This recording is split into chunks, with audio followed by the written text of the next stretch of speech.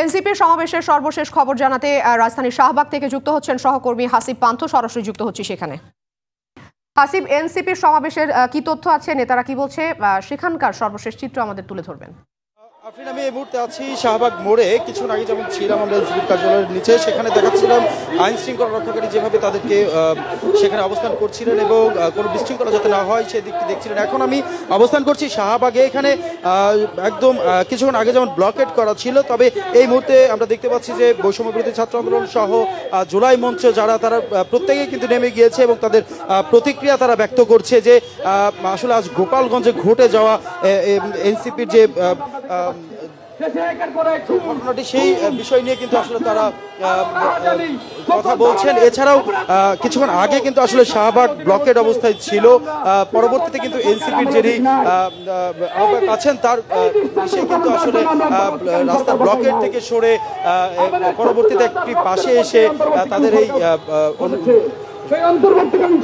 কিন্তু তারা পালন করে আসছে। আমি যদি একটু দেখানোর চেষ্টা করি যে আসলে আজ দুপুরের পর থেকে, অর্থাৎ যখন গোপালগঞ্জের ঘটনাটি ঘটলো তারপরেই কিন্তু সব মিলিয়ে তাদের যে সারা দেশে ব্লকেট কর্মসূচি সেটি কিন্তু আসলে তারা বিভিন্ন জায়গায় কিন্তু চালানো যাচ্ছে। আমি যেমন আরেকটু দেখাই, এই পাশ থেকে শাহবাগ মোড়ের ঠিক আরেক পাশেই এখানেও কিন্তু আসলে তারা ব্লকেট কর্মসূচি কিন্তু তারা চালাচ্ছে এবং সর্বশেষ ঘোষণা এসেছে যতক্ষণ পর্যন্ত না ব্লকেট কর্মসূচি উঠিয়ে না দেওয়া হবে ততক্ষণ পর্যন্ত কিন্তু কর্মসূচি, তাদের এই ব্লকেট কর্মসূচি চলমান থাকবে।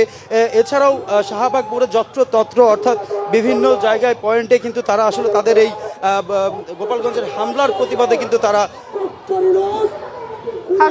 হাসিব, আপনাকে ধন্যবাদ, আপনি সংবাদ সংগ্রহে থাকুন। প্রত্যুষ, আপনি সিলেটে আছেন। গোপালগঞ্জে এনসিপির ওপর যে হামলা হয়েছে সেটার প্রভাব আসলে সিলেটে কতটুকু পড়েছে? সিলেটের যে আঞ্চলিক নেতারা আছেন তারা কি বলছে? সময় কিন্তু চৌহাট্টা যে চত্বর রয়েছে, পয়েন্ট রয়েছে, সেখানে এনসিপি নেতাকর্মীরা তারা জড়ো হন এবং তারা জড়ো হয়ে কিন্তু সেখানে বিক্ষোভ করেন এবং সেখানে 8 ঘন্টার মতো চৌহাট্টা ব্লকের কর্মসূচি পালন করা হয়। সেখানে রাস্তায় আগুন জ্বালিয়ে কিন্তু বিক্ষোভ করেন এবং তারা স্লোগান দিতে থাকেন। এই ঘটনার তীব্র নিন্দা জানান এবং এই হামলার ঘটনার প্রতিবাদ জানান। তারপর তারা একটি বিশাল বিক্ষোভ মিছিল নিয়ে সেখান থেকে ছুটে আসেন ঢাকা সিলেট মহাসড়কের চৌহাট্টা এলাকায়, দুঃখিত চণ্ডীপুর এলাকায়। এই চণ্ডীপুর এলাকায় এখন তারা অবস্থান করছেন। তবে তারা জানান যে পূর্ব নির্ধারিত যে ব্লকের সেই কর্মসূচি ততক্ষণে এদের নির্দেশে তারা সেখান থেকে সরে আসেন এবং এই চণ্ডীপুর এলাকায় সড়কের পাশে কিন্তু তারা এখন অবস্থান নিয়েছেন।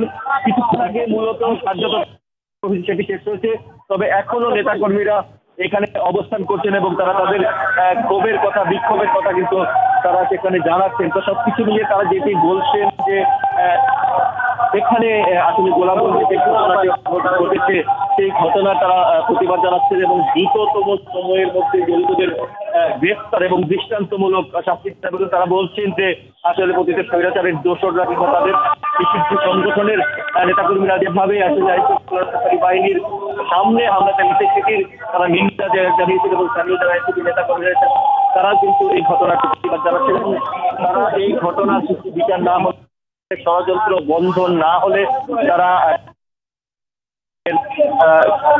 দিকে তারা যাবেন বলে আমাদেরকে জানিয়েছেন।